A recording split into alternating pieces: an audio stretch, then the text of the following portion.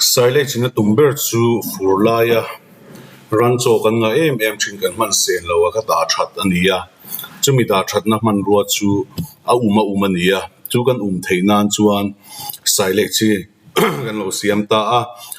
furlaya rancho tam em phathala ya lo claim thina thala ya claim ve la khan kha saile cha rancho kan kha kan ran te kan pedona ran hian ni khata kezi somata sompanga ten ea chuan khatiang thlai hring chi hrim ranina ei du to pot kha chu kan han zai somanga kan han ti somanga khami kha kan don tina ania boruak lu le chu the melawa chu chuan a bong hu te asa te atitama tin a in thapun na thlengin chotha nei don wang khan ran cho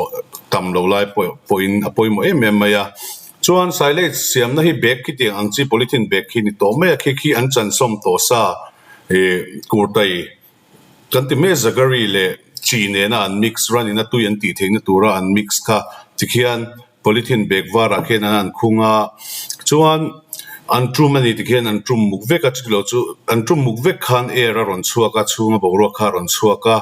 chuan tikhan thatakin in theya chuan a chungbera hian bu pole mo favaya da me the kha khan nong lu tuklo oma kha aveng dona emo boruak lut le chuak enge mo china lo veng ve dona ni silence kan siam hian ranin an ngai maya tin classic line ei tur an lo nei pha thina ni a thana bong cho emo vok cho emo eng cho police zon vak kha ngai to don lawa khitiang be khi kezi za te kezi zanga te kezi sang khat len na te oma chunga chu kanon pedon cheu ani a kezi sing hital kin gan han tia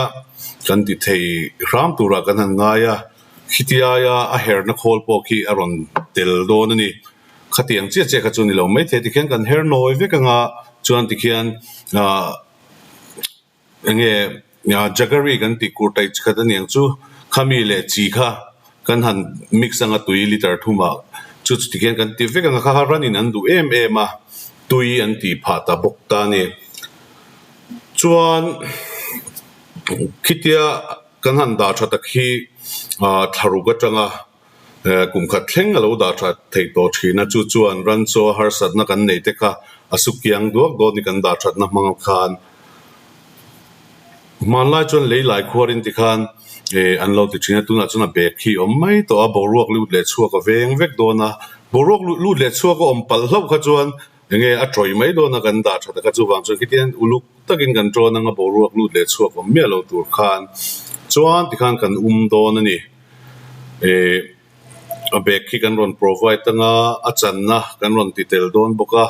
ka kha ani a tin training de po kan nei thlapanga hei a chiang so khen kan la soenga tu na hi chuan alem nen kan han tilang video kan han siam ri ani ana kina chuan a step by step diktak entinge silence chu an lo siam hnim phrim atang in ti kha kan la ziranga training uluk dewin kan neyanga aphurom viawin ka hria a rancho radinan du to pot thlai hring le hnim na no yang chi ka chu man thei veka boruak lut lo lai kha poimo bera boruak a lu kha chuan a troi to mai don wangin kha kan soifia ani chu